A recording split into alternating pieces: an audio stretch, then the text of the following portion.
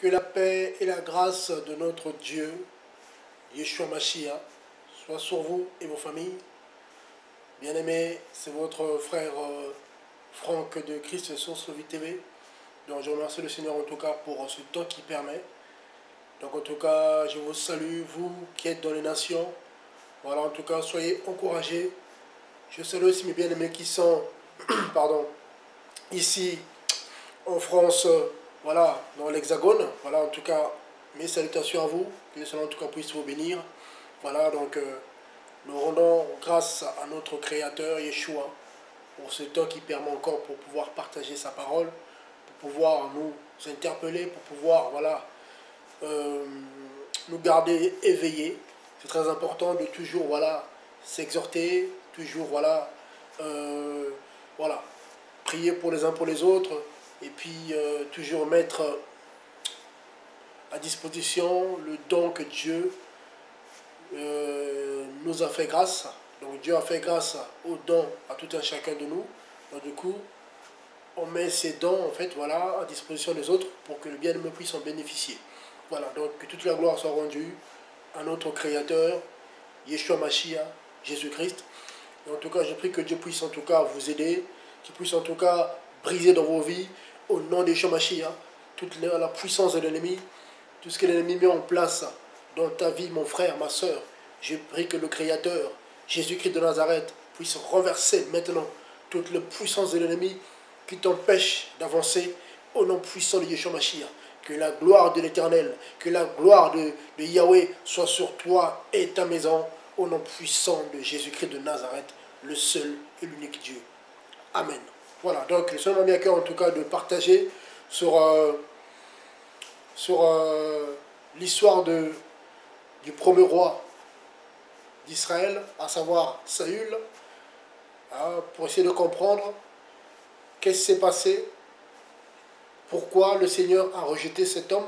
C'était pour essayer de comparer un peu entre le premier roi Saül, le premier roi d'Israël, avec le deuxième roi qui est venu après lui, David.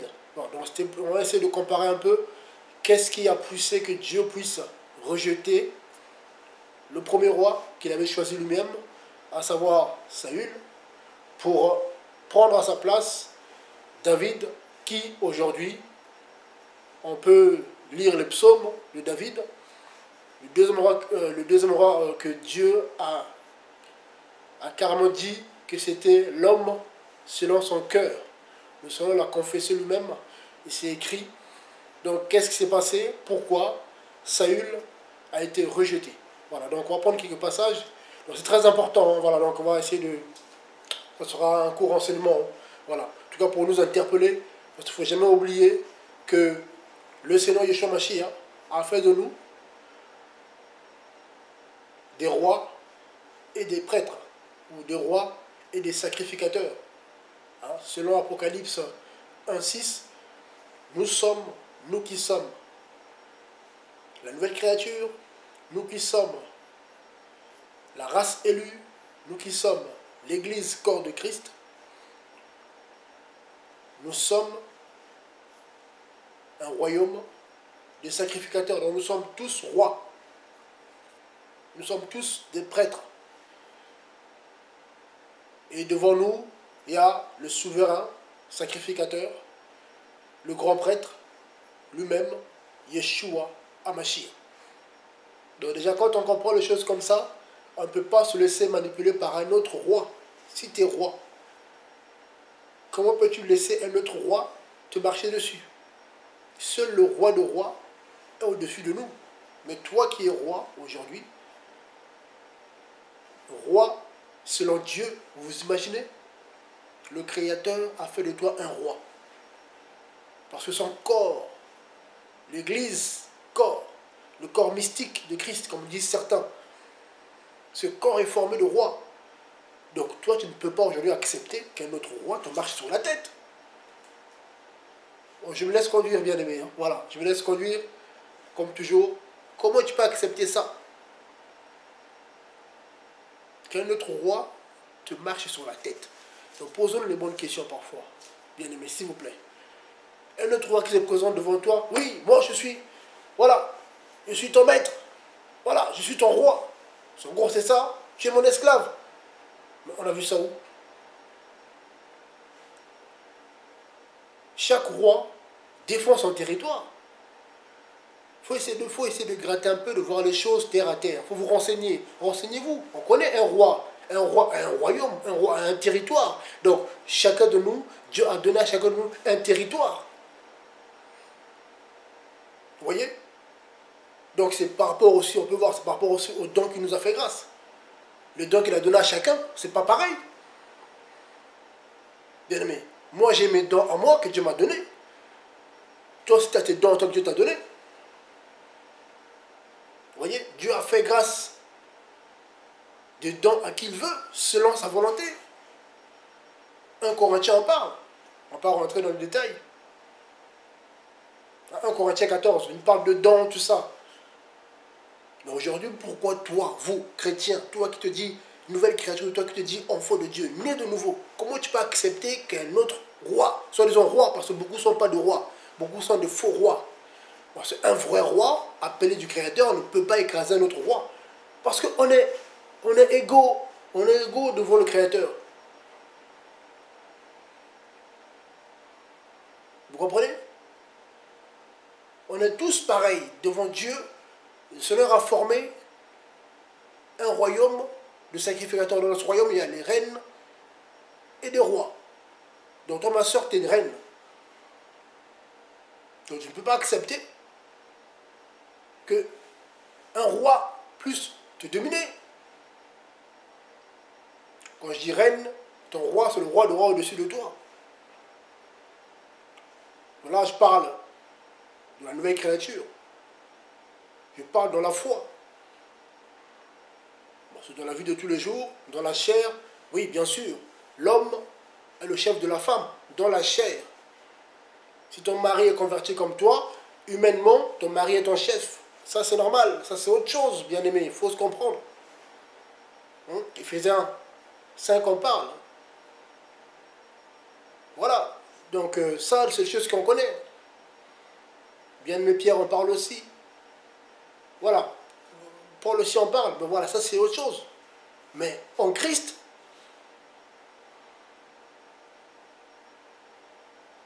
comme le dit même le livre de Galates, il n'y a plus ni juif, ni grec, ni homme, ni femme. Donc nous sommes tous un. En Yeshua Mashiach. Donc, bien aimé, tu es un roi. Tu es un roi dont on ne te laisse plus avoir. C'est très important, j'insiste là-dessus. Tu es un roi, donc en tant que roi, tu ne peux plus te laisser marcher dessus. Il y a des principes que Dieu a mis en place pour l'organisation de l'Assemblée. On est d'accord, c'est biblique. Mais il faut que personne ne prenne la place du roi de roi dans ta vie. Parce que beaucoup ont laissé la place, ont cédé la place du Créateur aux faux docteurs, aux faux pasteurs. Donc attention bien aimés. Au-dessus de nous, dans la foi, c'est Yeshua Mashiach lui-même. C'est lui le pasteur de nos âmes. C'est lui l'ancien de nos âmes, l'évêque et le pasteur de nos âmes. Pierre explique cela. Voilà. Donc voilà, donc ça vient, je donne. Donc, on va parler de Saül. Donc on va prendre la parole s'il vous plaît, dans le livre de, on connaît ce passage, hein, d'un Samuel. Donc je vais tourner la caméra vers le tableau. Donc bien aimé, voilà, c'est une petite exhortation, mais j'aime bien utiliser le tableau, écrire un peu les passages, toujours bien, pour que bien me puisse noter, c'est important. Alors je vais tourner la caméra, plutôt la caméra vers le tableau. Voilà, je vais juste prendre mon marqueur là. Voilà. Que le Seigneur en tout cas puisse nous aider à comprendre. Père, merci pour ce temps que tu permets.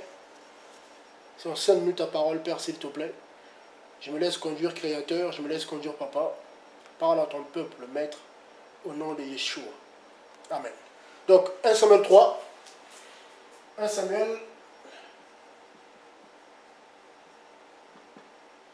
On va prendre à partir du verset. Non, 1 Samuel.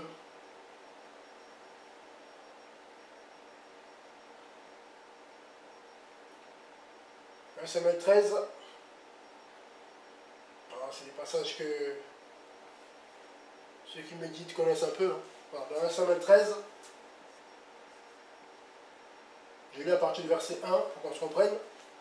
Voilà, donc là, hein, pour voir un peu la différence, hein.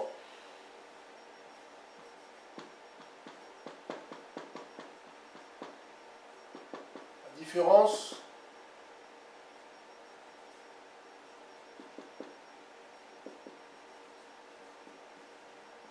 entre Saül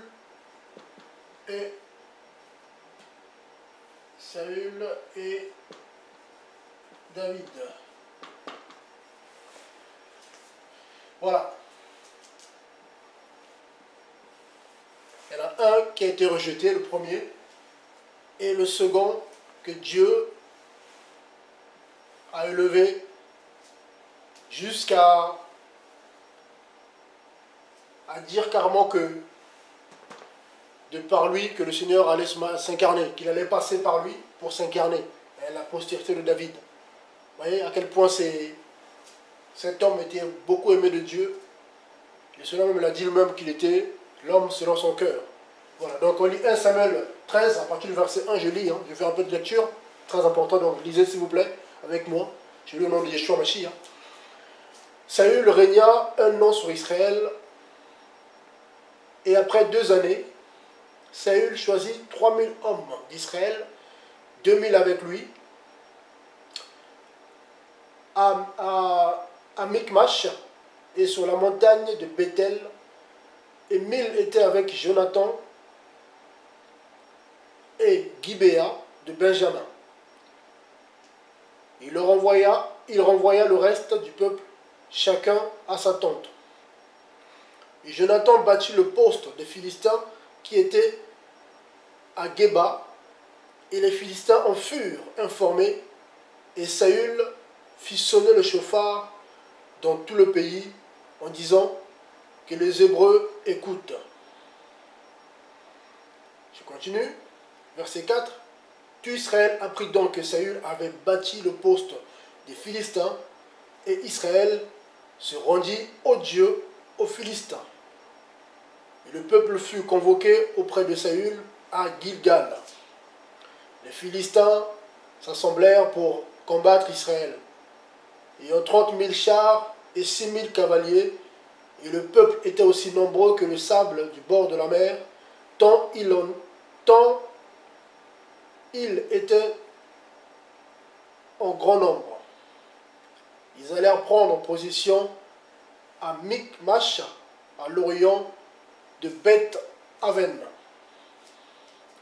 Les hommes d'Israël furent pris d'une grande angoisse, car ils étaient oppressés. C'est pourquoi le peuple se cacha dans les cavernes, dans les buissons, dans les rochers, dans les tours et dans les citernes. Les Hébreux passèrent le Jourdain pour aller au pays de Gad et de Galaad. Saül était encore à Gilgad, aussitôt le peuple effrayé le rejoignit. Il attendit plutôt 7 jours, selon le terme fixé par Samuel. Il a attendu 7 jours selon le terme fixé par Samuel. Donc il y avait, Samuel lui avait donné les conditions. Hein, quand on lit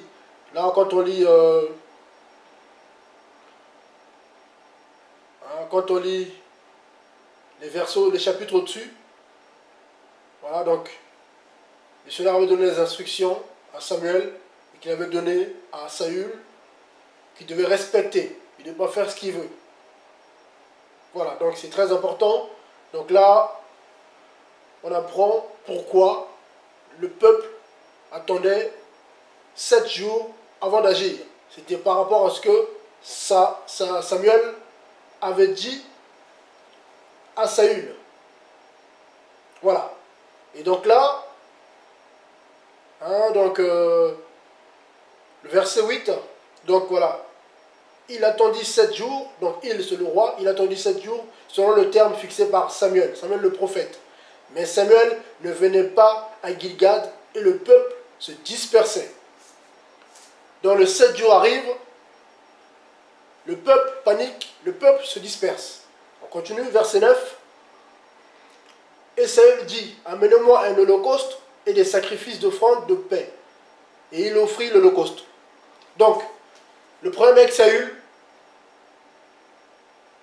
il voit le peuple se disperser, et pourtant, il avait reçu l'ordre d'attendre. Le problème, c'est que ce premier roi avait manqué de patience. Alors, la patience, c'est un fruit de l'esprit. Ce roi, qui était un qui avait le Saint-Esprit, avait manqué de patience. Et c'est ce qui manque beaucoup aux chrétiens aujourd'hui. Beaucoup n'ont pas de patience, ils n'attendent pas le temps de départ du Créateur. Le Seigneur vous a dit des choses. Il vous a parlé clairement. Il vous dit, attendez que je vous donne le temps de départ. Les gens ne veulent pas. Parce que le temps passe, ah ben Dieu n'agit pas, qu'est-ce qui se passe? Dieu avait dit, dans un an, mais les 1 an sont là, mais qu'est-ce qui se passe? Et du coup, ils commencent à trouver des raccourcis. Les gens trouvent des chemins bis, voilà, pour essayer d'arriver au but final. Or là, c'est plus la volonté de Dieu. Vous voyez? Donc déjà là, ici,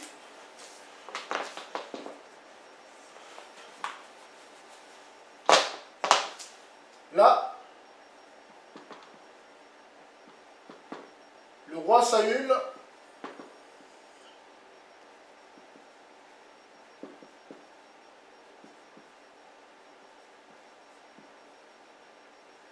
avait manqué de patience.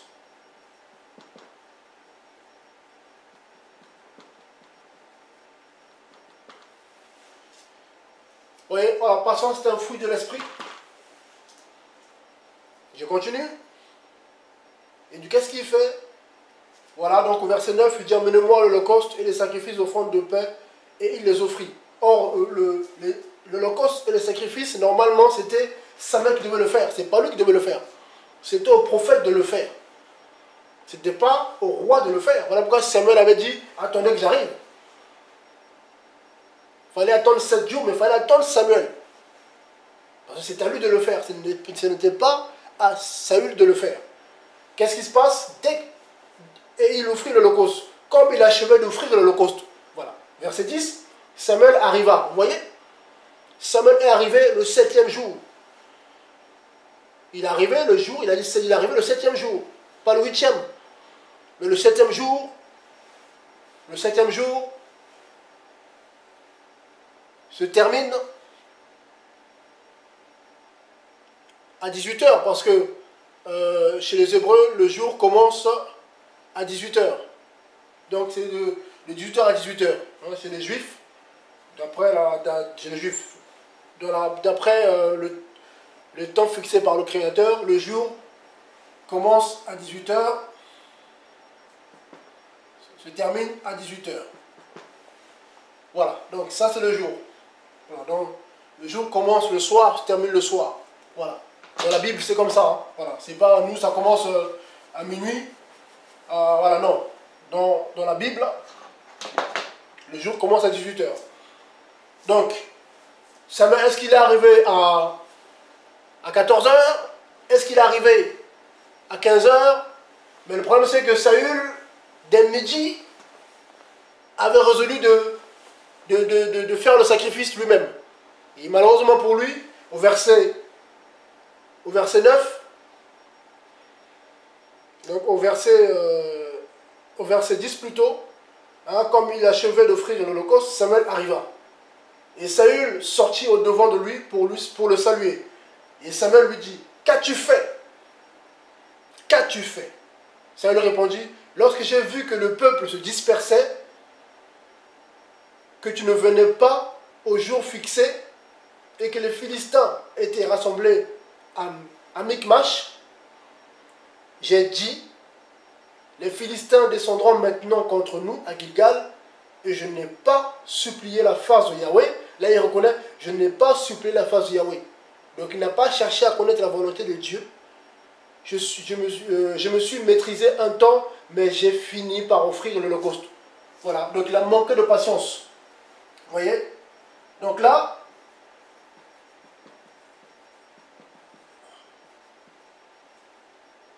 1 Samuel 12, 13.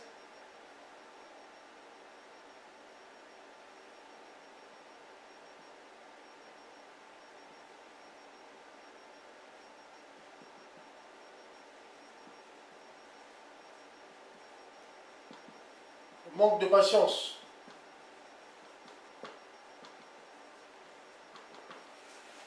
Vous voyez? Il le dit lui-même, voilà. Je me suis maîtrisé un temps, mais j'ai fini par, il avoue, il a fini par, comme disent certains, j'ai fini par craquer. Voilà, il a fini par craquer, et du coup il a offert l'Holocauste. Samuel répondit à Saül, c'est en insensé que tu agis. Tu agis comme un fou, on se comprenne. Car tu n'as pas gardé le commandement que Yahweh ton Dieu t'avait ordonné. Car Yahweh aurait maintenu à jamais ta royauté sur Israël. Donc à cause de ça, Saül a perdu sa royauté.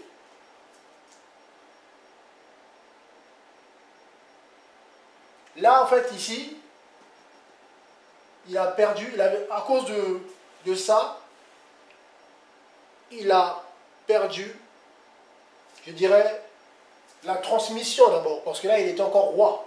Vous allez comprendre pourquoi. À cause de ce qu'il a fait en 1 Samuel 13, 12, Saül avait perdu déjà la transmission de sa royauté à sa descendance. Donc déjà, il ne pouvait plus transmettre son royauté. Dieu avait déjà bloqué ce projet-là. Donc ça ne pouvait pas être lui. Ici. Mais il est encore roi. Vous allez comprendre pourquoi. Donc là, c'est fini. Plus de transmission de royauté. Donc ici, déjà là, le Seigneur avait déjà libéré cette parole, donc c'était fini. Plus de...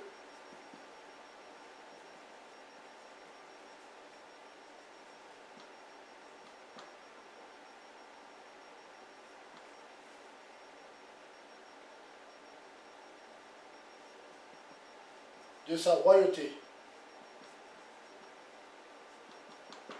Vous voyez? À sa descendance.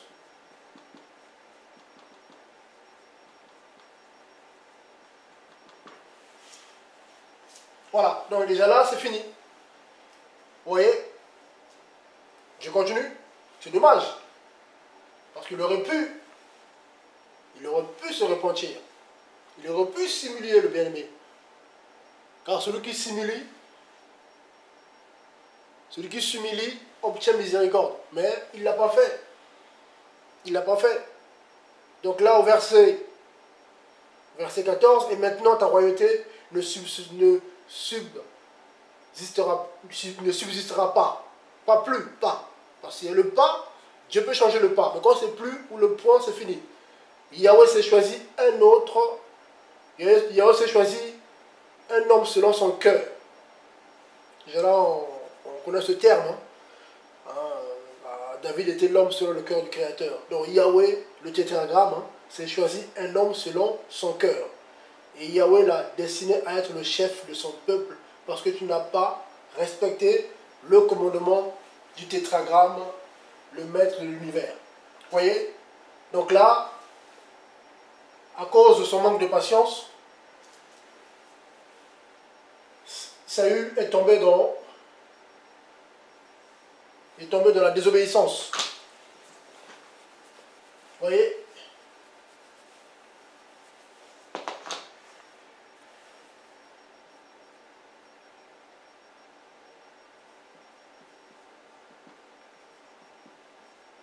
Voilà.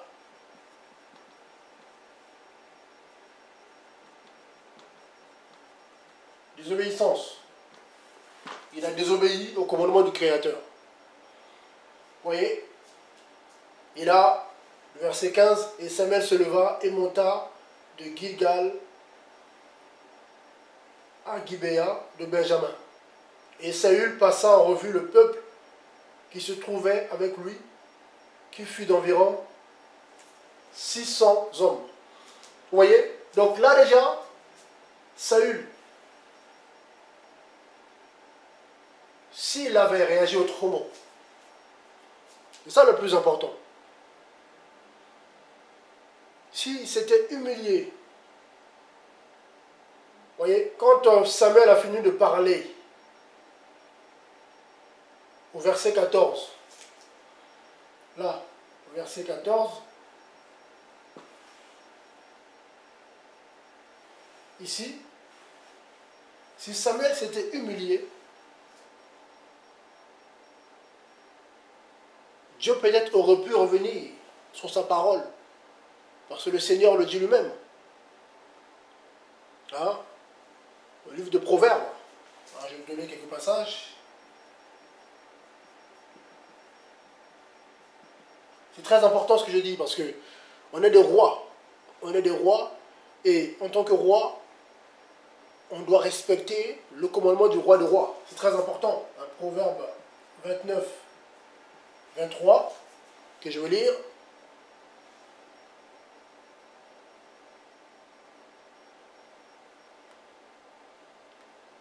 Le Seigneur dit, hein, voilà, le Seigneur est bon, qu'est-ce qu'il dit? L'orgueil de l'homme l'abaisse, mais celui qui est humble d'esprit obtient la gloire. Donc là, si Samuel était humble d'esprit, c'est l'humilité, hein, donc s'il était humble d'esprit, il se serait humilié, il allait normalement crier à Dieu. Mais c'est pas ce qu'il a fait. Voilà, on apprend que verset 15, il a revu, voilà, il est allé voir ses troupes, voilà, il a continué sa vie. Or, si c'était humilié là, peut-être que ça serait passé autrement. Les choses se seraient peut-être passées autrement, mais il ne l'a pas fait. Il ne l'a pas fait. Le prophète a parlé, au lieu d'aller voir le Créateur pour se repentir, pour crier à Dieu, non, il ne s'est pas humilié. Vous voyez, c'est très important, l'humilité. Hein? Parce qu'aujourd'hui, malheureusement, beaucoup manquent d'humilité. Quand le Seigneur nous reprend, on doit s'humilier devant le Créateur. On s'humilie, et puis voilà, on s'humilie, et puis on demande pardon, on se répand. Voilà, donc là déjà, Proverbe nous dit, voilà, que l'orgueil de l'homme l'abaisse. Donc là, Samuel était orgueilleux. Sans se rendre compte, il était tombé dans l'orgueil.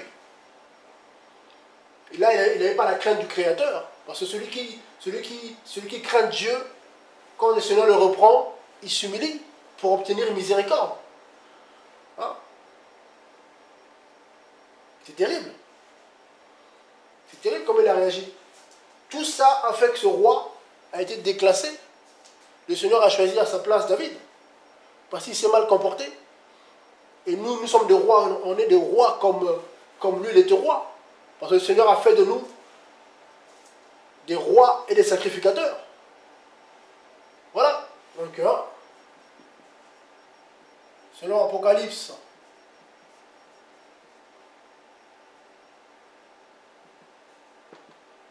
un 6,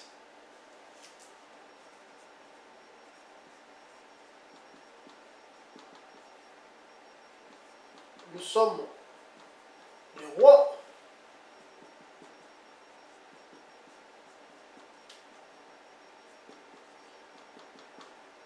et des prêtres de Dieu, bien sûr. Hein. Pas d'un système. On n'est pas des rois d'une dénomination. Parce que beaucoup d'aujourd'hui sont des rois. Et le roi qui est au-dessus d'eux, c'est comment dire, c'est un système pyramidal, c'est une dénomination, voilà. Donc du coup, ces faux rois doivent rendre compte à un roi qui est au-dessus d'eux. Voilà. Un archibishop, voilà, le pape, comme le catholicisme romain, le pape, donc tous les prêtres doivent tout le temps, voilà, recevoir leurs ordres leur roi, le roi qui est au-dessus d'eux. Voilà, c'est le pape. Quand il dit oui, c'est oui. Quand il dit non, c'est non. Mais nous, c'est pas ça. Vous voyez? Donc, nous sommes des rois et des prêtres de Dieu, bien sûr, pas d'un homme. C'est important. Voilà. Et en tant que roi, on doit simuler devant le roi de roi. On ne simule pas devant un homme, mais on simule devant le roi de roi. Voilà. C'est ça le plus important. Voilà. Et même le bien-aimé Jacques en parle. Jacques 4. Jacques 4, le bien-aimé Jacques en parle, Jacques 4, 10. Que je vais lire. C'est très important. L'humilité. Parce que beaucoup aujourd'hui ont du mal avec ça. Quand le Seigneur les reprend, voilà, ils vont monter les épaules, ça y est, ils sont arrivés. Hein, Jacques 4, 10 nous dit quoi? Humiliez-vous de la présence du Seigneur, il vous élèvera. Donc là, si Saül s'était humilié, le Seigneur l'aurait élevé. Et son royaume aurait pu subsister aujourd'hui. Il n'allait peut-être pas parler de David, il allait peut-être parler de Saül. Vous voyez? C'est important, mais vu que cet homme était orgueilleux, il n'avait pas compris la leçon là. Il n'avait pas compris. Lui, il pensait que le Seigneur, c'était de la rigolade. Parce que quand on lit au verset, je vais repartir 1 Samuel. Regardez.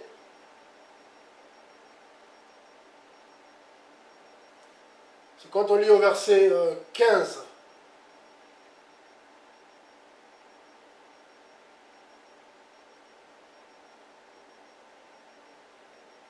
Voilà, verset 15. Puis Saül se leva et monta de Gilgal à Gibéa de Benjamin. Et plutôt Samuel. Puis Samuel se leva, monta. Donc lui est parti. Voilà. Voilà. Et Saül, qu'est-ce qu'il fait? Saül, passant en revue le peuple qui se trouvait avec lui, qui fut d'environ 600 hommes. Voilà. Et puis voilà. Et or Saül vint s'établir avec son fils Jonathan. Voilà. Donc il continue sa vie. Voilà. Il n'a pas cherché à aller voir le Seigneur pour implorer la miséricorde de Dieu, pour que le Seigneur en tout cas puisse voilà, le pardonner, afin que voilà, qu'il puisse voilà, faire subsister sa royauté. Non, non. Monsieur, non. Non, ça ne le gêne pas. C'est pas grave. C'est pas grave que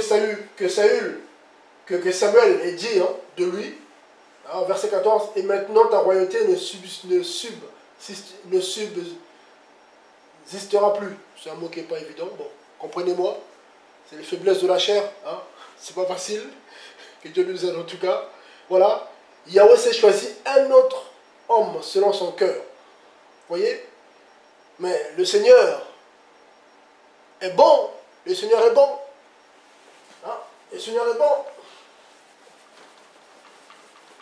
Le Seigneur est bon. Le Seigneur nous aime. Bien aimé. Le Seigneur nous aime. Donc, si Samuel s'était repenti, les choses se seraient peut-être passées autrement. Vous voyez, mais il n'avait pas compris la leçon. Non. Son cœur était rempli, il était orgueilleux, c'est tout. C'est l'orgueil. Il était orgueilleux, le Saül plutôt. Excusez-moi, Saül était orgueilleux. Donc du coup, même quand le prophète Samuel l'a repris, en fait, lui, ça n'a rien fait, quoi. C'est ça quand on lit ça, voilà, ça nous interpelle. Ça nous interpelle. Parce que 1 Corinthiens 10 en parle. Hein? 1 Corinthiens 10. 1 Corinthiens 10 nous dit quoi? C'est très important. Hein? Je vais prendre 1 Corinthiens 10 qu'on va lire. Vous allez comprendre quelque chose. À partir du verset 11, hein, ceux qui méditent connaissent un peu ces passages-là.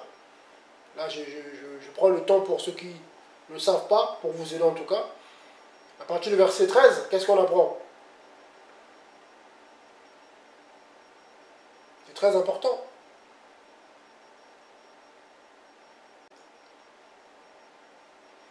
C'est très important.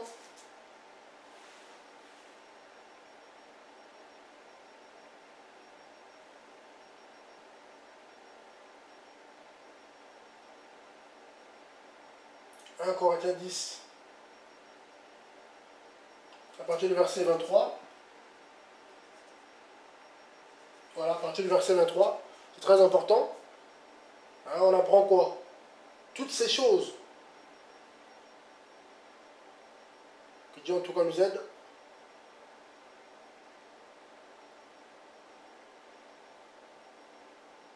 1 Corinthiens 10, 13, plutôt, pardonnez-moi.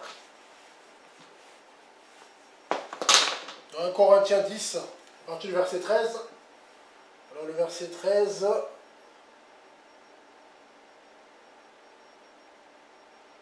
11 à 13, à partir du verset 11, voilà, qui dit « Or, toutes ces choses leur sont arrivées pour servir d'exemple.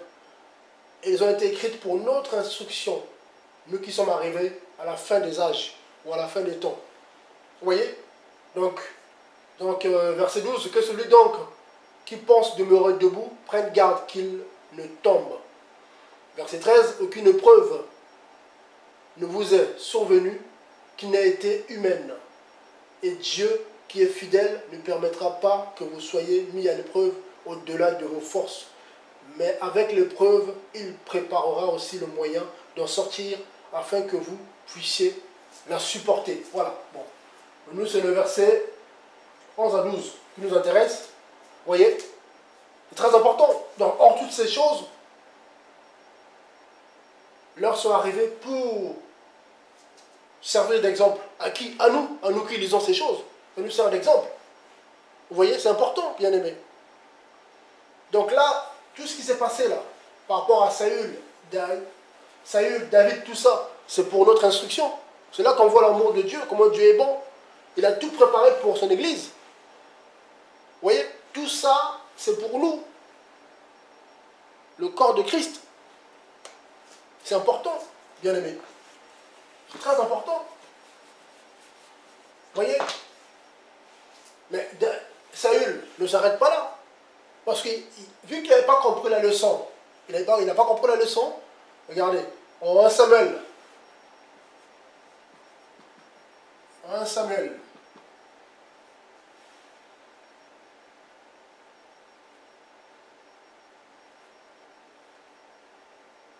Donc ici, en 1 Samuel 13.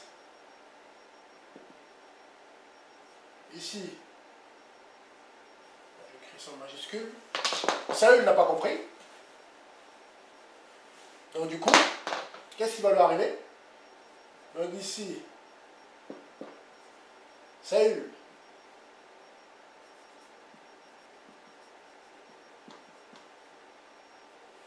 Voilà. Comment dire? Il avait négligé. Hein, il avait négligé carrément ce que Dieu lui avait dit. Voilà. Voilà, on va dire ça comme ça. Voilà, il a négligé carrément la parole de Dieu. Il n'a pas fait attention à ça, en fait, voilà. Il pensait que c'était des histoires. Bon, oui, Dieu a parlé, mais bon, comme beaucoup d'entre nous. Hein. Bon, oui, le Seigneur a dit qu'il va me retirer la royauté, mais bon, je suis encore roi. Bon, voilà. C'est ce qu'il s'est dit. En 1 Samuel 13. Et là, qu'est-ce qu'il va faire? Il va se passer quoi en 1 Samuel 15? Du coup, il va retomber. Pareil. Voilà, il va encore pécher contre Dieu. Voilà. Donc ici, première erreur ou première désobéissance.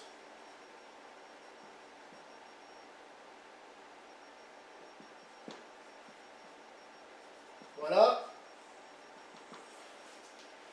Et 1 Samuel 15, c'est là que tout va s'arrêter pour lui. C'est là que le Seigneur va arrêter. Voilà, c'est là qu'il va accomplir ce qu'il avait dit en 1 Samuel 13. Parce qu'il s'est passé un temps. Si Saül s'était repenti, si s'était humilié, peut-être que Dieu aurait fait autrement. Mais non. Donc en 1 Samuel 15, on va lire en partie du verset 1, on apprend quoi? Et Samuel dit à Saül, Yahweh m'a envoyé pour te oindre, afin que tu sois roi sur mon peuple, sur Israël. Et maintenant donc, écoute les paroles de Yahweh. Vous voyez? Là, le Seigneur, voilà. Là, le Seigneur le renouvelle carrément ses bontés. Le Seigneur, voilà, c'est comme si le Seigneur lui laisse une deuxième chance. Voilà, 1 Samuel 15, ici c'est...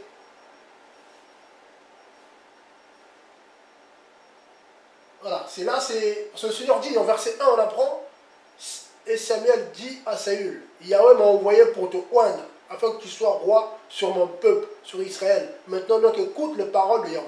Donc là, malgré sa désobéissance, Dieu le considérait encore comme roi. En Samuel 15, il était encore roi.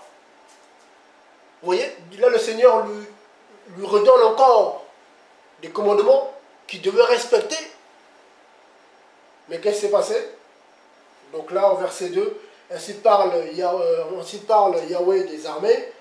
Je me rappelle de ce que Amalek avait fait à Israël, comment il s'opposa à lui sur le chemin à sa sortie d'Égypte. Voilà, donc là, le Seigneur n'oublie jamais, hein, vous voyez là? Voilà, Amalek, voilà. Amalek, voilà, ne voulait pas que, voilà, quand le peuple israélien est sorti d'Égypte, Amalek, au lieu de le soutenir, voilà, il leur a mis des bâtons dans les roues. Dieu n'a pas oublié ça. Et là, le Seigneur demande maintenant à Saül plutôt d'aller frapper ce peuple qui s'était rebellé contre son peuple, donc contre lui. Celui qui s'est rebellé contre Israël se rebellait contre Dieu, tout simplement. Voilà. Donc, il lui donne une mission qu'il devait exécuter. Donc, au verset, là, on va... non, voilà, donc la mission, c'était qu'il devait... Hein, je vais lire au verset 3. Maintenant, va et frappe Amalek et détruisez à la façon de l'interdit tout ce qui lui appartient. Ne l'épargne pas, mais fais mourir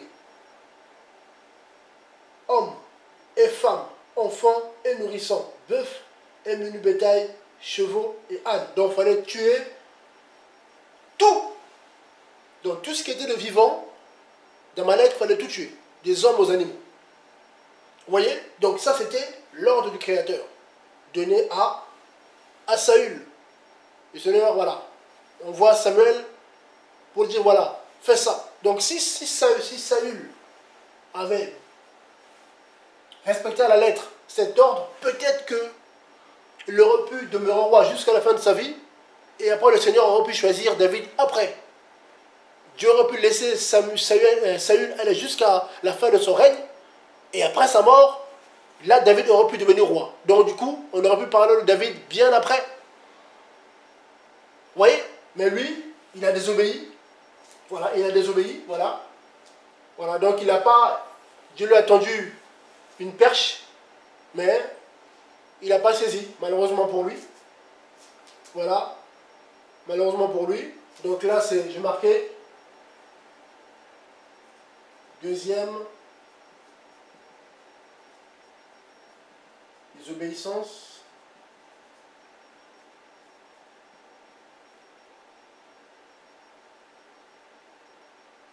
Voilà. Désobéissance de Saül.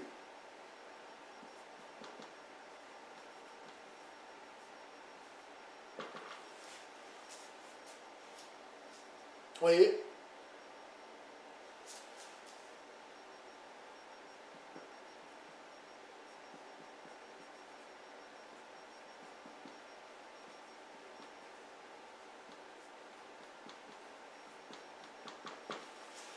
Et fin de sa royauté. Voilà. Donc, ici, il désobéit.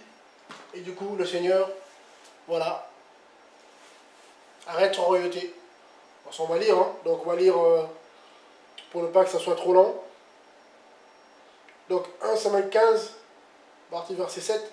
Et Saül frappa les Amalécites depuis Avila jusqu'à Ashur, qui est face à l'Égypte.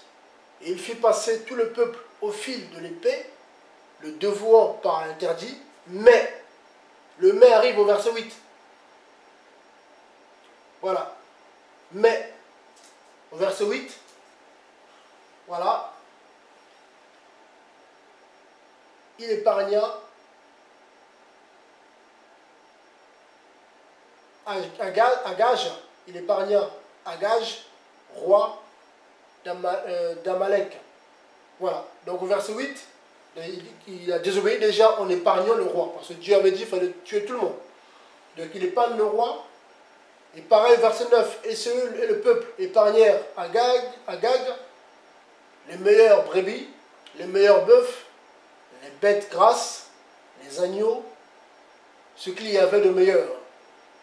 Et ils ne voulurent pas les dévorer, plutôt les dévouer par interdit, détruisant seulement tout ce qui était chétif et méprisable. Or, le Seigneur avait dit qu'il fallait tout tuer, tout. Alors là, la parole de Yahweh vint à Samuel en disant, là c'est fini. Donc là, Samuel n'était même pas là. Voilà, donc en fait le Seigneur avait mis à l'épreuve, c'était sa dernière épreuve, donc il avait intérêt à réussir. Mais Samuel n'a pas saisi la perche que Dieu l'avait tendue. Et voilà donc au verset 10, alors la parole de Yahweh vint à Samuel en disant, je me réponds d'avoir établi Saül pour roi. Voilà. Donc là c'est fini. Ici ce n'était pas le cas, parce qu'au verset 1, de 1 Samuel 15 ici, le Seigneur dit, je t'ai établi roi, va. Donc il était encore considéré comme roi devant Dieu. Mais là au verset 10, on apprend que voilà, verset 11, je me réponds d'avoir établi Saül pour roi, car il s'est détourné de moi et n'a pas exécuté mes paroles. Samuel fut très irrité et il cria à Yahweh toute la nuit. Puis Samuel se leva de bon matin pour aller rencontrer Saül.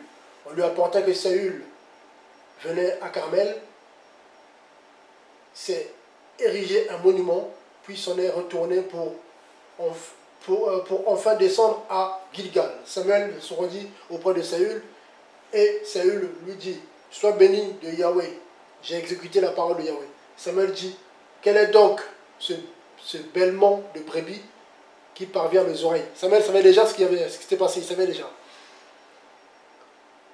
Et ce mugissement de bœuf que j'entends. Et Saül répondit,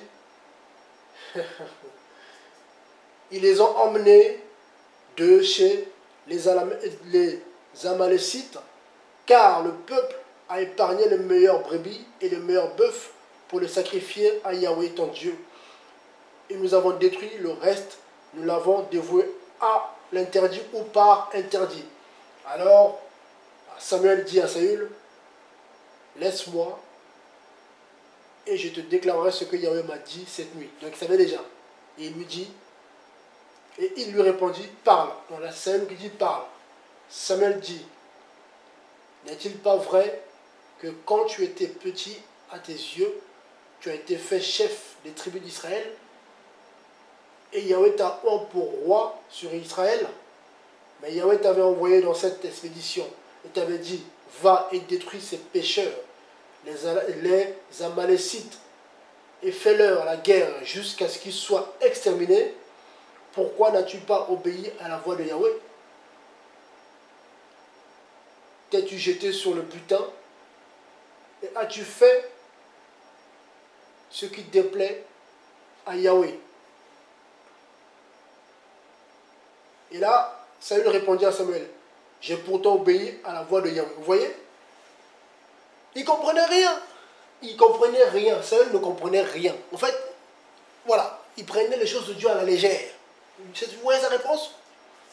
On te dit, tue tout le monde. Lui, il dit, ben non, et pourtant, j'ai pourtant obéi à la voix de Yahweh. Je suis allé par le chemin par lequel Yahweh m'avait envoyé, et j'ai emmené Agag, roi des Ananéens, et j'ai dévoué les Amalécites interdits. Mais le peuple a pris des brebis, des bœufs, du butin, comme prémisse de ce qui devait être dévoué pour le sacrifier à Yahweh, ton Dieu, à Gilgal. Donc, Saül, dans sa folie, dans sa rébellion, dans sa désobéissance, voulait sacrifier au Créateur des bêtes vouées à l'interdit. Vous voyez l'abomination? C'est ce que beaucoup font aujourd'hui. Ils voulaient sacrifier des animaux souillés au Créateur. Vous voyez? Et Samuel répondit, Yahweh prend-il plaisir aux holocaustes et aux sacrifices, autant qu'à l'obéissance à sa voix? Voici l'obéissance vaut mieux que les sacrifices, et les observations de sa parole vaut mieux que la graisse des béliers. Ah, voilà, on connaît ce passage-là, 1 Samuel 15, 22, on connaît, hein? Voilà, donc, voici l'obéissance vaut mieux que les sacrifices, Comme beaucoup aujourd'hui, ils donnent l'argent, voilà, ouais, ils soutiennent l'œuvre de Dieu, mais ils ne veulent pas pratiquer la parole de Dieu. Ils pensent qu'ils vont acheter Dieu avec leur billet de banque. Voilà, ils vont acheter Dieu parce qu'ils jeûnent, parce qu'ils prient, mais c'est la haine de leur cœur, la colère de leur cœur, la rancune, la méchanceté, la violence, l'impudicité, le sexe, la masturbation, le fraude. Tout ça, c'est dans leur vie. Mais ils pensent que Dieu va fermer les yeux parce qu'ils jeûnent 100 jours, 1000 jours, parce qu'ils payent la dîme, hein, votre impôt qu'on vous prélève tout le mois là. Parce que voilà, ils donnent le billet de banque, hein, dans les billets de banque. Est-ce que c'est la tête de Dieu qui est dessus? Est-ce que sur vos billets là, l'image là, c'est qui? C'est Dieu? Regardez bien dans vos billets, est-ce que c'est l'image de Dieu? Est-ce que c'est Dieu qui a frappé d'encre ces papiers là, ces bouts de papier là? C'est Dieu qui a fait ça? Pourquoi vous voulez mêler Dieu dans cette histoire de billets de banque? Dieu, on ne peut pas l'acheter. Les gens veulent acheter Dieu avec leur argent, ils vont en voler, et bien ils veulent faire des offrandes, et des faux pasteurs sont contents. Ah, c'est bien ma fille, c'est bien mon fils, ramène les billets, c'est bien, c'est bien. Dieu va te pardonner, Dieu va fermer les yeux. Possédé, envoûté, réponds-toi, sinon c'est l'enfer qui t'attend. Voilà. Je vais finir comme Saül qui a été rejeté. Dieu l'a rejeté, vous savez ce qui s'est passé après? Ah bon, je lis verset 23. Car la rébellion est un péché autant que la divination. Vous voyez, c'est terrible, hein? La rébellion est un péché autant que la divination. Vous voyez? Et la résistance ne l'est pas moins que l'idolâtrie. Elle est téraphime. Vous voyez? Donc, toi qui résistes à Dieu, qui refuse à appliquer sa parole, mais Dieu te prend pour, voilà, pour celui qui consulte les démons, pareil. Celui qui tombe dans celui qui te prend pour un idolâtre, vous êtes pareil. Tu n'es pas différent d'un idolâtre. Vous voyez? Et là, verset 24, et Saül répondit à Samuel, j'ai péché parce que j'ai transgressé le commandement de Yahweh, ainsi tes paroles, car je craignais le peuple et j'ai obéi à sa voix. Voilà.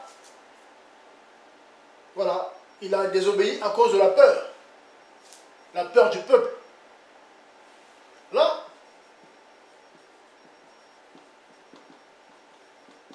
à cause de la peur.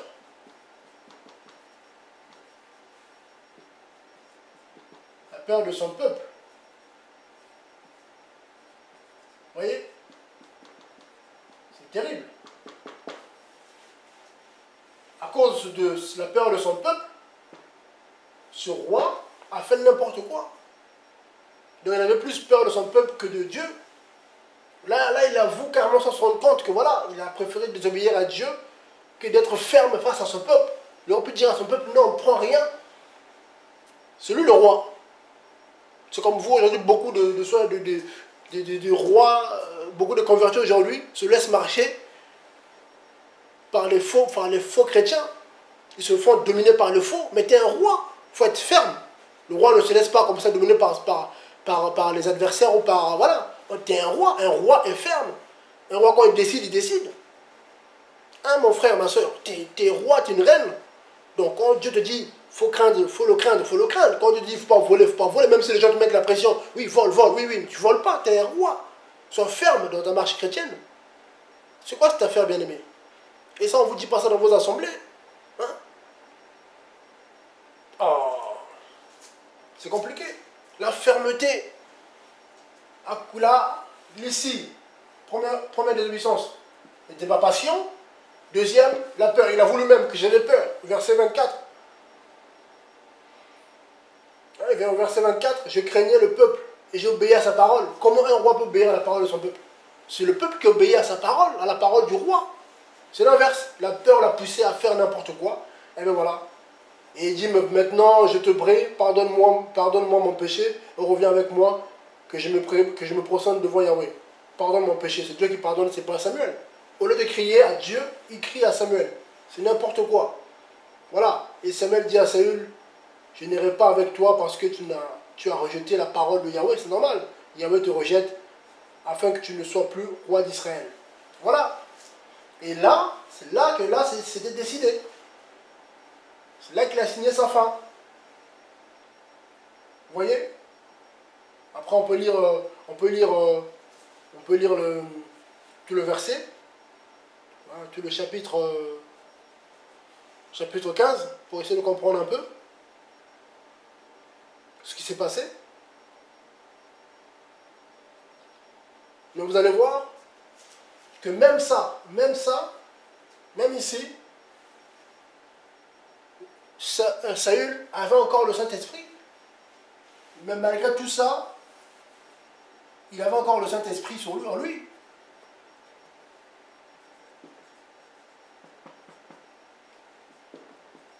Il avait encore le Saint-Esprit.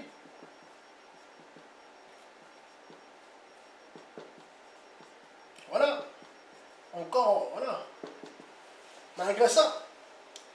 Donc il aurait pu intercéder, crier à Dieu, mais non. Il a crié un peu à... Il avait avec Samuel, oui, Samuel, mais après, ça s'est arrêté là. Parce que le Saint-Esprit l'a quitté quand Samuel est parti oindre David roi. On connaît ce passage-là. En 2 Samuel 11.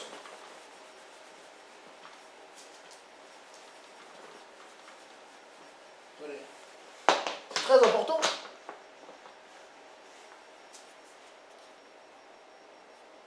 En 2 Samuel, en 1 Samuel 16 plutôt, le verset 16, le chapitre 16.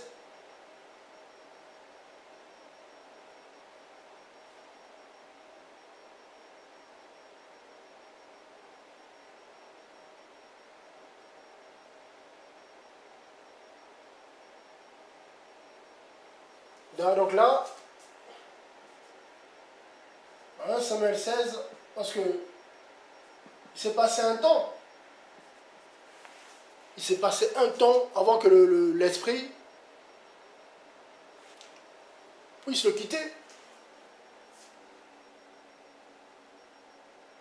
Parce que là, 1 Samuel 16, à partir du verset 11, on peut lire. Voilà, c'est quand Samuel est allé dans la maison d'Isaïe, sur l'ordre du Créateur, pour aller choisir David. Bon, après, Samuel, il regardait à l'apparence physique, même Dieu lui a dit, voilà, Dieu regarde à l'apparence physique, mais moi, je regarde le cœur. Voilà, on connaît ces passages-là. Voilà. Et là, au verset 11, puis Samuel dit à Isaïe, sans cela, tous tes garçons, et il dit, il reste encore le plus jeune, seulement, il fait paître les brebis. Alors Samuel dit à Isaïe, on voit le chercher, car nous ne retournerons pas avant qu'il ne soit venu ici. Il le fit donc venir. Voilà, il était roux, avec de beaux yeux et une belle apparence. Donc David était un roux. Donc aujourd'hui on se moque des roux. Voilà, mais sachez que David, pardon, était un roux. Hein? Voilà. Et Yahweh dit à Samuel, lève-toi et oins-le, car c'est celui-ci que j'ai choisi. Voilà. Donc verset 12, 11, 12. Alors Samuel prit la corne d'huile et l'oignit au milieu de ses frères. Et depuis ce jour-là, l'esprit de Yahweh saisit David. Et Samuel se leva et s'en alla à Rama. Donc, ici, verset 13. Le temps passe vite là, mon Dieu. Bon, faut être patient, bien aimé. Voilà. Donc ici, 1 Samuel 16, 11 à 13.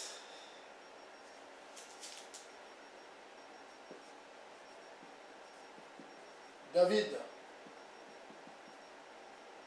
reçoit l'esprit.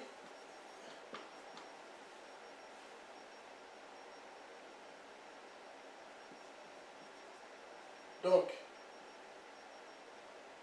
voilà, reçoit l'esprit. Voilà, je vais laisser comme ça. Et vous allez voir, et là vous allez voir, ici, au verset 14,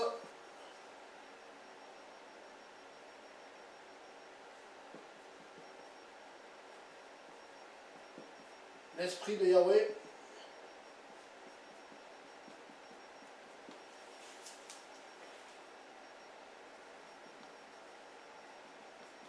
se retire de Saül.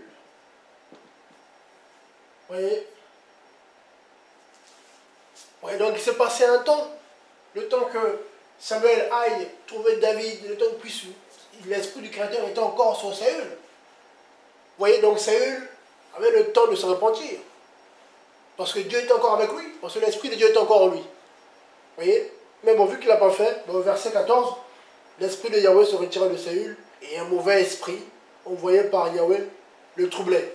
Donc là, voilà, l'esprit de Yahweh se retire de Saül, remplacé par un esprit d'égarement.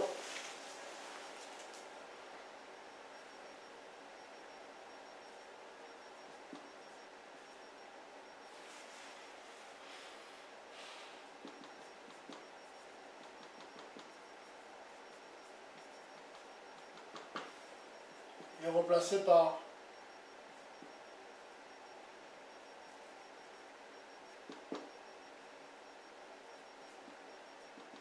voilà.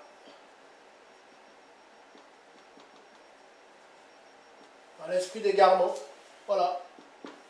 Voilà du coup, fini. Et quand on arrive à ce niveau-ci, c'est fini. Voilà, c'est fini. Le Saint-Esprit ne peut plus revenir dans un corps qui est touché par un esprit d'égarement. C'est fini. Donc là, Saül était condamné, c'est fini, il ne pouvait plus. Fini. Vous voyez? Donc tout ça à cause de quoi? Donc Saül a perdu. Voilà, Saül a perdu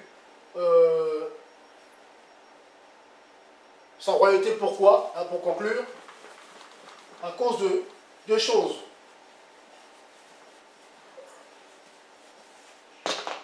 Deux choses. Deux choses. La première, c'est l'impatience.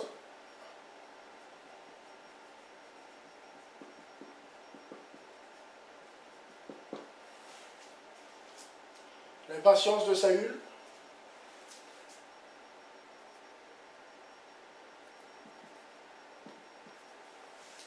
Tout simplement. Voilà, l'impatience de Saül l'a poussé à la désobéissance.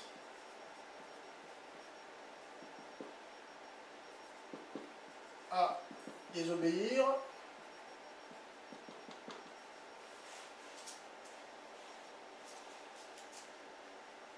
La deuxième chose,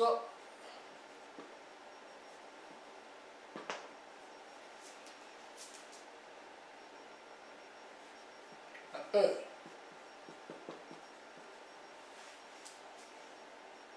La peur, pareil.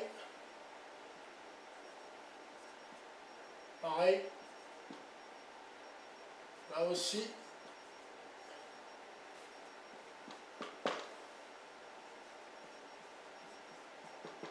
Poussé à désobéir. Vous voyez? Donc là, Saül a été disqualifié à cause de l'impatience. Vous voyez? En Exode, en 1 Samuel plutôt 13. Voilà, il a manqué de patience. Et en 1 Samuel 15, à cause de la peur, il a dit lui-même. Il a eu peur du peuple. Du coup, il a autorisé le peuple de garder en vie le roi. Et aussi de garder en vie les bêtes grasses qui voulaient soi-disant sacrifier à Dieu, mais il avait peur du peuple. Alors un roi ne peut pas avoir peur de son peuple. C'est le peuple qui doit craindre le roi. Mais là, c'est l'inverse qui s'est produit. Et du coup, il a fini par perdre voilà, son royaume. Vous voyez? Or, David, ce n'était pas le cas. David a toujours respecté ce que Dieu lui disait directement. À part l'histoire de Uri, la femme d'Uri, donc Bathsheba, ça on connaît. Hein? Là, David, il s'est laissé séduire. Voilà. Alors là, David s'est laissé séduire. Mais la différence avec David et Samuel, c'est que David savait s'humilier devant Dieu. C'est ça la différence. Vous voyez? C'est ça la différence. Hein? Donc là, hein, par rapport à David, David pêche contre Dieu en en 2 Samuel 11 là-bas.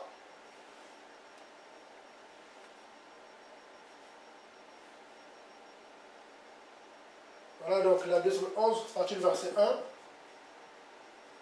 Voilà, donc là, voilà, quand il voit, bon, du haut de son palais, il aperçoit la femme d'Uri, qui était un de ses soldats, qui était, voilà, Bathsheba. Voilà. Et du coup, il va tout mettre en place pour faire tuer cet homme, afin que, voilà, afin qu'il puisse prendre sa femme. Parce que David savait qu'il ne pouvait pas prendre cette femme tant que son mari était vivant. Donc il connaissait bien la loi de Dieu. Il ne pouvait pas, sinon c'était un péché. Il connaissait ces choses. Donc, il avait mis en place toute une stratégie pour faire tuer cet homme. Voilà. Donc voilà, vers 2 Samuel 11, 6. Alors David envoya dire à Joab, envoie-moi Uri le Héthien. Et Joab envoya Uri à David. Uri se rendit auprès de David, voilà. Voilà, et puis voilà, Uri se coucha à la porte de la maison du roi avec tous les serviteurs. Hein, voilà.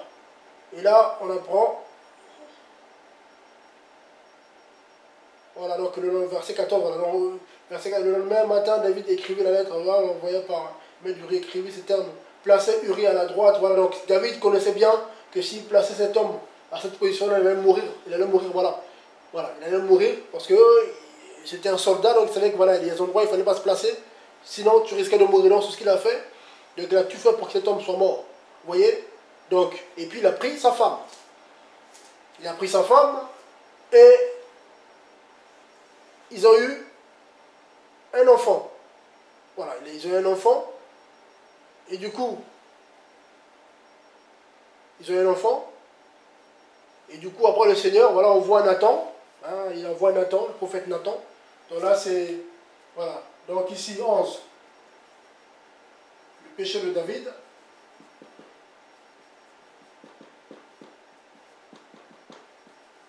David. Et après, 1 Samuel 12, le prophète Nathan arrive. Voilà, du coup, il commence par parler en parabole, hein, pour éviter que, voilà, que David puisse le tuer. Voilà, c'était la sagesse de Dieu. Donc voilà, c'est ça aussi, un homme de Dieu doit être capable, voilà, voilà, par rapport à une situation, de s'adapter pour que le message soit donné correctement. Voilà, c'est très important aussi. Là, c'est la sagesse selon Dieu, ce n'est pas la sagesse selon le monde. Voilà, donc là, il faut le discernement, l'intelligence. Donc il a su, voilà, prendre un exemple pour faire comprendre ce message au roi. Et d'ailleurs, au verset 5 de 2 Samuel 12, on apprend que la colère du roi s'enflamma violemment contre cet homme. Et il dit à Nathan, Yahweh vivant, l'homme qui a fait cela mérite la mort. Après la métaphore utilisée par Nathan, David ne savait pas que c'était lui, cet homme qui avait pris voilà, cette brebis-là, par rapport à ce que Nathan a dit, du verset 1 au verset 5 de 2 Samuel 12. Voilà. Et là, au verset 7, alors Nathan dit à David, tu es cet homme-là. Ainsi parle Yahweh, le Dieu d'Israël. Je t'ai oint pour roi sur Israël, et je t'ai délivré de la main de Saül. Voilà, voilà, voilà, voilà. Et là, voilà, donc du coup le Seigneur après, voilà. Mais on voit qu'au verset 13, une fois que Nathan a délivré le message, le verset 13, qu'est-ce qui se passe? Alors, David dit à Nathan, j'ai péché contre Yahweh.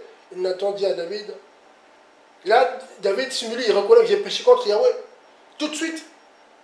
Mais ce n'était pas le cas de Saül. Saül, non. Saül, il a réagi comme ça à sa deuxième désobéissance. Voilà, c'est là qu'il a réagi, voilà, en 1 Samuel 15. C'est là qu'il a voulu réagir. Ah oui, oui, mais là même en réagissant comme ça, voilà, Dieu voyait son cœur. Mais là, quand Dieu voit le cœur de David, David était sincère dans sa démarche. Vous voyez? Donc, voilà, David, voilà, à partir du verset 13 de 2 Samuel 12, voilà,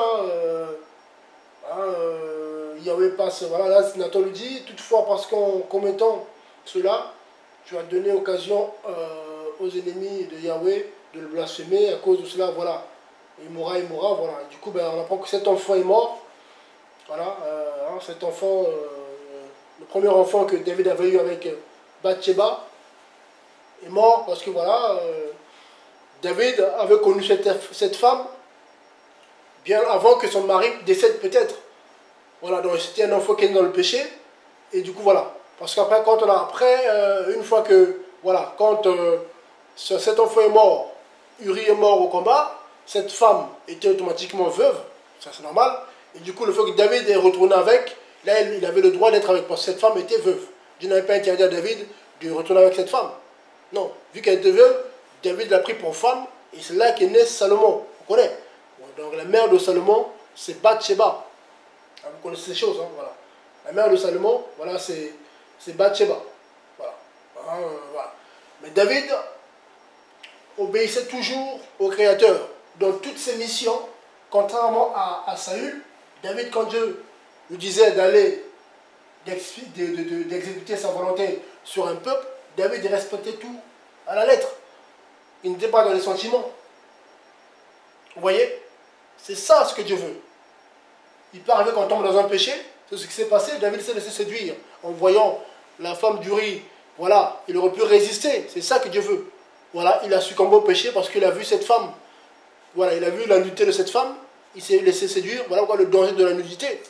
Comme mon frère, ma soeur, c'est dangereux avec la télé, tout ça, là, de voir la nudité de quelqu'un. Parce que quand tu vois David, le roi David, il avait l'esprit en lui. Mais il s'est laissé séduire. Donc c'est dangereux la nudité de quelqu'un. Et quand on vous dit ça, vous ne voulez pas. Les sœurs qui s'habillent mal, pantalons serrés, les seins à l'air comme ça, là, mais vous envoûtez les gens. Voilà pourquoi les pasteurs, ceux qui ne sont pas fermés, ils tombent avec vous, ils vous draguent. Voilà, ils vont coucher avec vous dans les hôtels parce que la nudité est terrible. Il y a une puissance derrière. La nudité de la femme, c'est une puissance derrière. Vous voyez? Donc il faut faire pareil pour les hommes aussi. Toi, mon frère, tu mets des trucs serrés, tout ça, on voit tes formes. Eh bien, les femmes aussi sont séduites aussi, c'est pareil. Dans les deux sens. Vous voyez, donc c'est très important. Dans la différence entre voilà, Saül et David, voilà, c'est qu'il y en a un qui était impatient et qui avait peur, voilà, la peur. Mais David, il attendait toujours le temps de Dieu. Quand ce n'était pas le moment, il n'agissait pas. Et David n'avait jamais peur. Quand il savait que c'est Dieu qui l'envoyait, il fonçait, il faisait la volonté de Dieu de A à Z, sans sentiment. C'est ce qui a fait qu'il a réussi son ministère. Vous voyez, pareil pour Josué, c'est pareil. Voilà, Josué, voilà, c'est pareil. Hein. Avant, il s'appelait Osée. Josué, avant, c'était Osée. Bon, on va arrêter. On va pas se trop long. Voilà, c'est pareil. Quand Dieu a envoyé les 12 espions pour aller voilà, espionner le pays de ses ennemis, il y avait que lui et Caleb qui avaient foi en Dieu et qui ont dit oui, c'est possible. Même s'ils sont grands de taille, oui, même si on paraît comme des sauterelles à leurs pieds, Dieu peut faire. Mais les 10 autres, ils ont dit quoi? Ah non, non, non, non, ils ont même failli les lapider. Le peuple voulait carrément tuer Josué et Caleb parce que eux ils disaient que voilà, c'était possible. Le peuple croyait que c'était du suicide pour eux, mais Josué et les deux avaient confiance en Dieu. Ils savaient qui était le Créateur qui les avait sortis des mains de Pharaon. Vous voyez? Donc, la foule, sur 10, sur 12, il y avait que 2 qui avaient foi en Dieu. Vous imaginez ça? C'est pareil aujourd'hui dans les assemblées. Voilà, dans beaucoup des assemblées locales, je ne suis pas contre les assemblées, bien sûr. Il faut aller dans les assemblées, mais là où Dieu est élevé en esprit en vérité, donc il faut prier que Dieu vous dise. Ça c'est important. Avant d'aller vous joindre avec des bien-aimés frères et sœurs, il faut d'abord prier que Dieu vous dise, voilà, vas-y. Parce que sur 100% d'assemblée, je vous assure, plus de 80%, Satan est assis dedans. Donc, si tu rentres là-dedans, tu laisses tes plumes. Ça, c'est sûr. Là où Dieu n'est pas, c'est compliqué. Donc, il faut prier avant d'aller vous joindre avec des soi-disant chrétiens. Donc, Dieu te dira, mon frère, ma soeur, ben, vas-y là-bas, c'est bon. Parce qu'on a aussi besoin de la communion fraternelle, c'est important. Qu'on ne te trompe pas avec la doctrine de rester à la maison tout seul. Oui, j'ai le Saint-Esprit. Non, ça, je dénonce ça. Je dénonce cette doctrine de rester seul à la maison. Non, non, non. Il y a des dons, on doit profiter des dons des uns des autres. C'est important. On est un corps. Donc, il faut prier Dieu. Dieu te dira où il faut aller te joindre avec le bien-aimé pour prier. En ligne, c'est pas pareil. Moi, je fais ça après, voilà. Mais c'est différent. Les dons spirituels, c'est pas en ligne comme ça, c'est non. Après, si Dieu permet, pourquoi pas, mais c'est faux. Voilà, c'est tout ça, on vous dit pas ça. Les évêques, les pasteurs, il y a des frères qui existent, les bergers qui existent. C'est biblique. Il y a des pasteurs qui doivent garder les bien-aimés sous les bien-aimés. C'est biblique. Pierre en parle. Voilà. Et Pierre en parle. Donc si Pierre en parle, c'est que c'est vrai. Donc personne ne vous trompe avec sa doctrine de oui, tous les assemblées sont, tout est pourri, donc du coup chacun dans son coin, tout ça. Non, non, non, non, non, non, non, non, non. Hein, il y a des assemblées locales, j'ai pas dit que je parle pas que des bâtiments, bien sûr.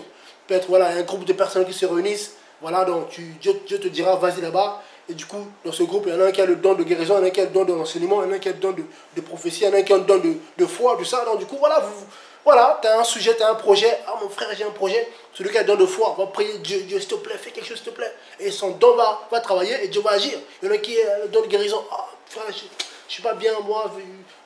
Je veux prier pour toi. Au nom de Jésus-Christ, tac, plus de maladie. C'est comme ça. Chacun son don.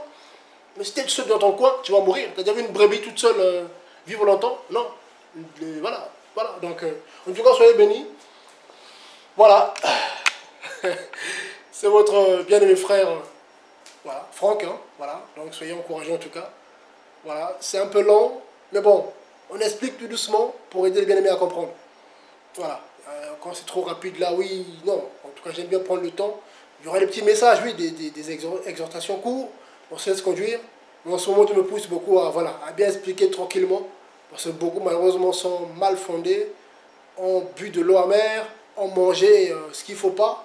Et du coup, voilà, il faut de la bonne nourriture. Donc, il faut aller tout doucement, grâce à Dieu. Donc, c'est ce que je fais. Donc, je vais tout doucement, voilà, pour que vous compreniez la parole de Dieu. Voilà, donc, en tout cas, que le Seigneur soit béni en tout cas. Voilà, donc, tenez ferme, gardez la foi. Le Seigneur revient. Donc, voilà, donc c'est votre bien-aimé Franck, depuis la France, de la région parisienne. Donc, ceux qui ne me connaissent pas, je suis de la région parisienne. Donc, si vous voulez, voilà, prendre votre baptême, il n'y a pas de souci. Vous voulez les conseils, il n'y a pas de souci. On est là pour vous servir. N'hésitez pas. Voilà, mais on n'est pas là pour vous attirer à nous. On est là juste pour vous attirer vers le Seigneur Yeshua Mashiach. Donc, on va vous aider peut-être pour commencer votre marche. On est là pour vous aider. C'est ce qu'on fait d'ailleurs par les messages qu'on fait, bien sûr. Hein. On vous aide. Mais le but, c'est aller vers Jésus-Christ.